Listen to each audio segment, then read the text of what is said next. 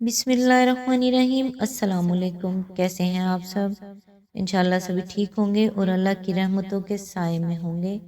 परवरदिगार आलम ने अपनी इज़्ज़त व जलाल की कसम खाकर फरमाया कि जिस चीज़ पर मेरा ये नाम लिया जाएगा इसमें ज़रूर बरकत होगी। हज़रत इब्ने मसूद फरमाते हैं कि जहन्नुम के 19 दरोगों से जो बचना चाहता है वो बिस्मिल्लाहिर्रहमानिर्रहीम पढ़े। इसके भी 19 हरूफ हैं। हर हरफ पर हर फरिश्ता से बचाव बन जाएगा।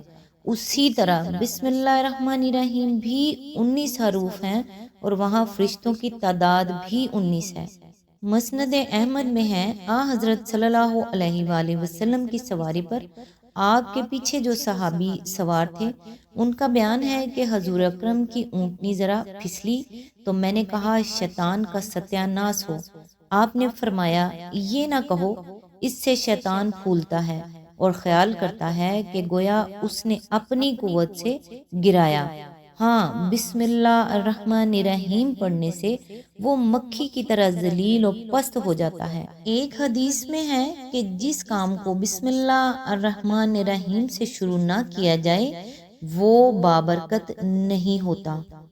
अल्लाह ताला तमाम मुसलमान बहन भाइयों को शैतान की शर से महफूज रखे, आमीन। आज इंशाल्लाह सूरह हूद की आयत नंबर 62 से स्टार्ट करेंगे। औज़ुबिल्लाहि मिनश शैतानिर रजीम, बिस्मिल्लाहिर्रहमानिर्रहीम। उन्होंने कहा, ए सालिया, इससे पहले तू हमारे दरमियान ऐसा शख्स था जिससे बड़ी तवक्कुआत वाबस्ता थी। क्या तू हमें उन माबूदों की परस्तिश से रोकना चाहता है जिनकी परस्तिश हमारे बाप दादा करते थे? तू जिस तरीके की तरफ हमें बुला रहा है उसके बारे में हमको सख्त शुबा है, जिसने हमें खलजान में डाल रखा है। इसकी तफसीर है, यानी तुम्हारी होशमंदी, ज़कावत, फरासत, संजीदगी और पुरवकार शख्सियत को देखकर हम ये उम्मीदें लगाए बैठे थे कि बड़े आदमी बनोगे, अपनी दुनिया भी खूब बनाओगे और हमें भी दूसरी कौमों और कबीलों के मुकाबले में तुम्हारे तदब्बुर से फ़ायदा उठाने का मौका मिलेगा। मगर तुमने ये तौहीद और आखरत का नया राग छेड़कर तो हमारी सारी उम्मीदों पर पानी फेर दिया है। याद रहे कि ऐसे ही कुछ ख्यालात मोहम्मद सल्लल्लाहु अलैहि वसल्लम के मुतालिक भी आपके हम कदमों में पाए जाते थे। वो भी नबूवत से पहले आप सल्लल्लाहु अलैहि वसल्लम की बेहतरीन काबिलियतों के मोतरफ थे और अपने नज़दीक ये समझते थे कि ये शख्स एक बहुत बड़ा ताजर बनेगा और उसकी बेदार मगजी से हमको भी बहुत कुछ फ़ायदा पहुँचेगा। मगर जब उनकी तवक्कुआत के ख़िलाफ़ आपने तौहीद व आखरत और मकारम इखलाक की दावत देनी शुरू की तो वो आपसे न सिर्फ मायूस बल्कि बेजार हो गए और कहने लगे कि अच्छा खासा काम का आदमी था, खुदा जाने इसे क्या जुनून लाहक हो गया कि अपनी ज़िंदगी भी बर्बाद की और हमारी उम्मीदों को भी खाक में मिला दिया। ये गोया दलील है उस अमर की कि ये माबूद क्यों इबादत के मुस्तहिक हैं और उनकी पूजा किस लिए होती रहनी चाहिए। यहाँ जाहलियत और इस्लाम के तर्ज इस्तदलाल का फ़र्क बिल्कुल नुमाया नज़र आता है। हज़रत सालेह अलैहिस्सलाम ने कहा था कि अल्लाह के सिवा कोई हकीकी माबूद नहीं है और उस पर दलील ये दी थी कि अल्लाह ही ने तुमको पैदा किया और ज़मीन में आबाद किया। इसके जवाब में उनकी मुशरिक कौम कहती है कि हमारे ये माबूद भी मुस्तहिक इबादत हैं और उनकी इबादत तर्क नहीं की जा सकती क्योंकि बाप दादा के वक्तों से उनकी इबादत होती चली आ रही है। यानी मक्खी पर मक्खी सिर्फ इसलिए मारी जाती रहनी चाहिए कि इब्तदा में किसी बेवकूफ़ ने उस जगह मक्खी मार दी थी और अब इस मकाम पर भी मक्खी मारते रहने के लिए इसके सिवा किसी माकूल वजह की ज़रूरत ही नहीं है कि यहाँ मुद्दतों से मक्खी मारी जा रही है।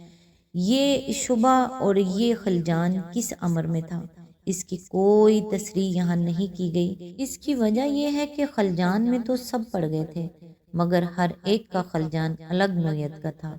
ये दावत हक की खसूसियात में से है कि जब वो उठती है तो लोगों का इत्मीनान कल्ब रुखसत हो जाता है اور ایک عام بےقلی پیدا ہو جاتی ہے۔ اگرچہ ہر ایک کے احساسات دوسرے سے مختلف ہوتے ہیں، مگر اس بے کلی میں سے سب کو کچھ نہ کچھ حصہ ضرور مل کر رہتا ہے۔ اس سے پہلے جس اطمینان کے ساتھ لوگ اپنی ضلالتوں میں منہمک رہتے تھے اور کبھی یہ سوچنے کی ضرورت محسوس ہی نہ کرتے تھے کہ ہم کیا کر رہے ہیں، وہ اطمینان اس دعوت کے اٹھنے کے بعد باقی نہیں رہتا اور نہیں رہ سکتا۔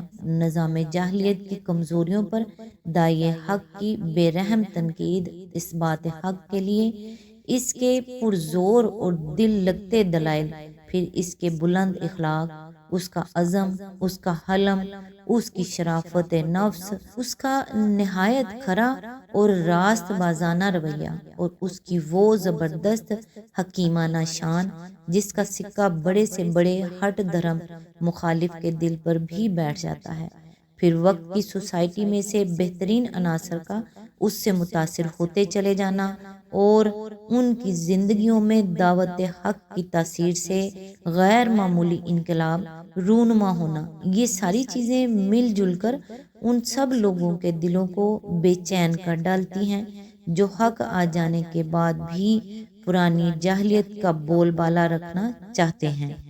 آیت نمبر 63۔ صالح علیہ السلام نے کہا، اے برادران قوم، تم نے کچھ اس بات پر بھی غور کیا کہ اگر میں اپنے رب کی طرف سے ایک صاف شہادت رکھتا تھا اور پھر اس نے اپنی رحمت سے بھی مجھ کو نواز دیا تو اس کے بعد اللہ کی پکڑ سے مجھے کون بچائے گا؟ اگر میں اس کی نافرمانی کروں تم میرے کس کام آ سکتے ہو سوائے اس کے کہ مجھے اور زیادہ خسارے میں ڈال دو۔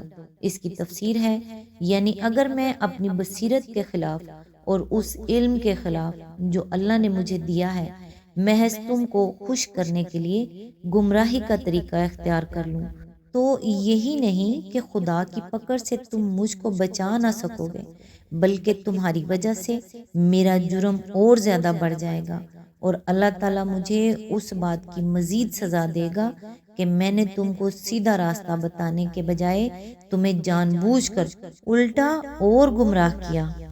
آج تک کے لیے اتنا ہی، نیکسٹ انشاءاللہ آیت نمبر 64 سے سٹارٹ کریں گے۔ تب تک کے لیے دعاؤں میں یاد رکھیے گا۔ اللہ حافظ۔